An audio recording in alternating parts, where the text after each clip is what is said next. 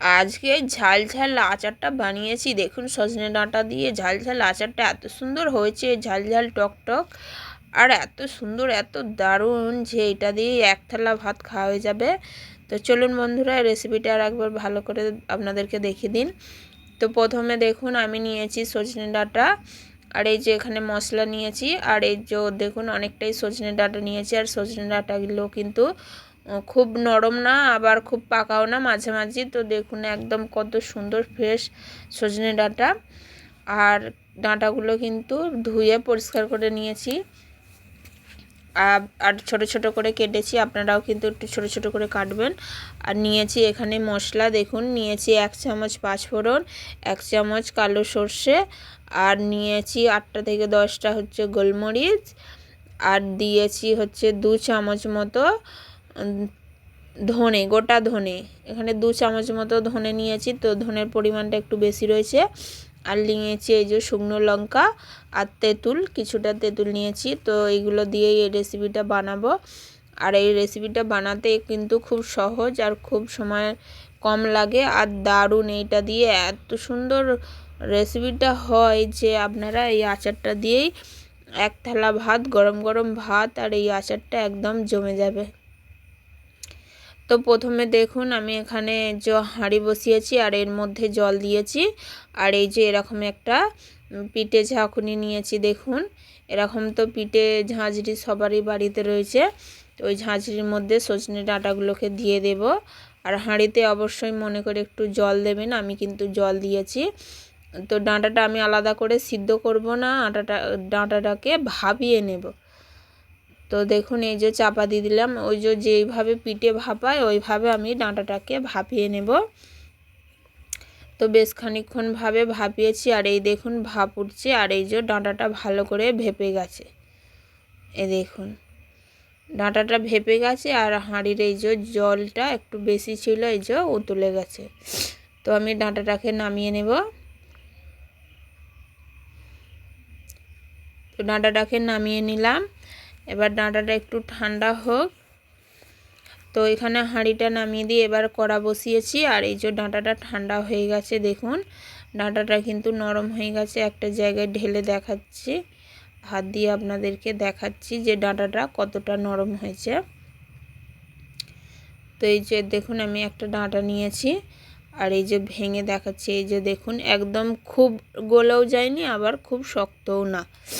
তো মোটামুটিভাবে এমনভাবে সিদ্ধ করতে হবে যেন ডাঁটাটা গলে না যায়, সেই মতো ডাঁটাটাকে ভাপিয়ে নেবেন। তো আমি ওই অনুযায়ী ডাঁটাটাকে ভাপিয়ে নিয়েছি। এবার দেব সর্ষের তেল, অবশ্যই আচারটা সর্ষের তেলে হবে। আমি দেখুন এখানে বেশ খানিকটা সর্ষের তেল দিয়েছি। এবার সর্ষের তেলটাকে ভালো করে গরম করে নেব।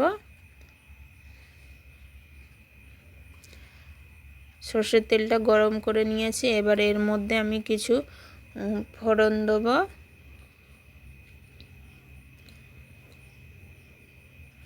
দেখুন দিব 3টে শুকনো লঙ্কা, লঙ্কাগুলো গোটা গোটাই দিলাম।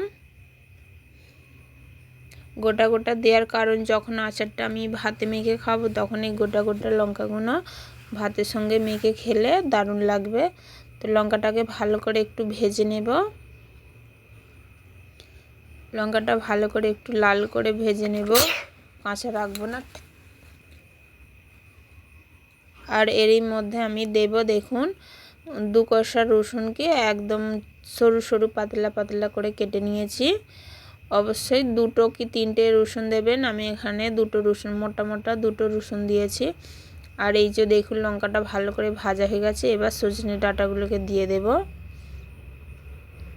সজনে ডাঁটাটা দিয়ে তেলের মধ্যে বেশ খানিকক্ষণ ভাজবো, 5 মিনিট মতো ভাজবো। আস্তে আস্তে নাড়তে হবে যাতে ডাঁটাটা না ঘেঁটে যায় বা গলে যায়।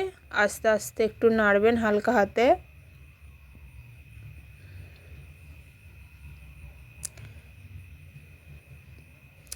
আর এইখানে আঁচটা কিন্তু অবশ্যই একদম কম রাখবেন। আর এখানে দিচ্ছি স্বাদ মতো লবণ। আপনারা যদি গ্যাসে করেন তাহলে কিন্তু মিডিয়াম রাখবেন, আর যদি আঁচে করেন তাহলে দেখুন অল্প আঁচে করছি আমি।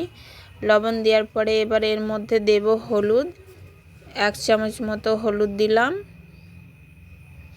আর একটু ঝালের জন্য দিলাম লঙ্কা গুঁড়ো, এটাও দিলাম 1 চামচের মতো। অবশ্যই একটু ঝাল ঝাল না হলে কিন্তু ভালো লাগবে না। তো দেখুন আমি এটা দিয়ে আর একটু ভালো করে এই যে নেড়ে নিচ্ছি।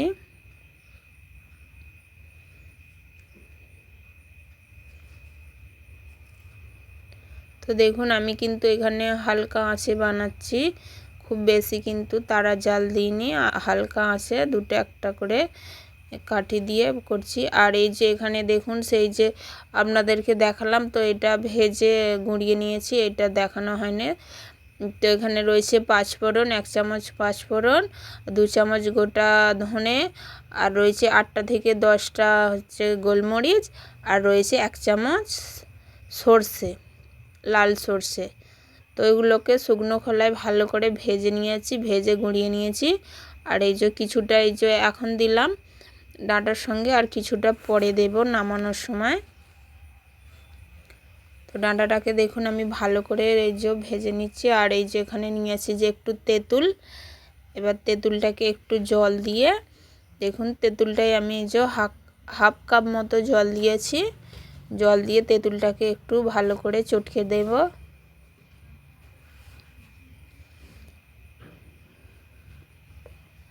তেঁতুলটাকে ভালো করে এই যে চটকে দিয়েছি। আর এইখানে দেখুন এই যে এর দানাগুলো কিন্তু ফেলবো না, দানা সমেত এই যে দিয়ে দিলাম। খুব বেশি কিন্তু আমি জল দিইনি। আর এখানে কিন্তু টকটক ঝাল ঝাল হবে, তো সেই বুঝে আপনারা একটু তেঁতুল দেবেন। আর বাড়িতে তেঁতুল না থাকলে অবশ্যই এখানে একটা গোটা পাতিলেবুর রস দিতে পারেন।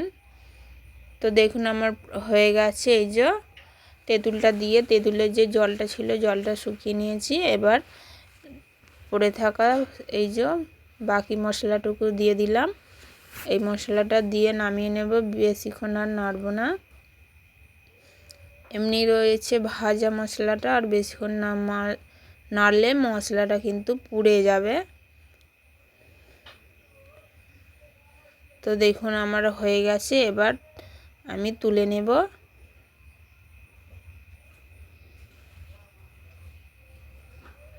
আর এটার রঙটা দেখুন কত সুন্দর এসছে, যেমন রঙ এসছে তেমন খেতেও কিন্তু খুব দারুণ লাগবে আর খুব সুন্দর লাগবে।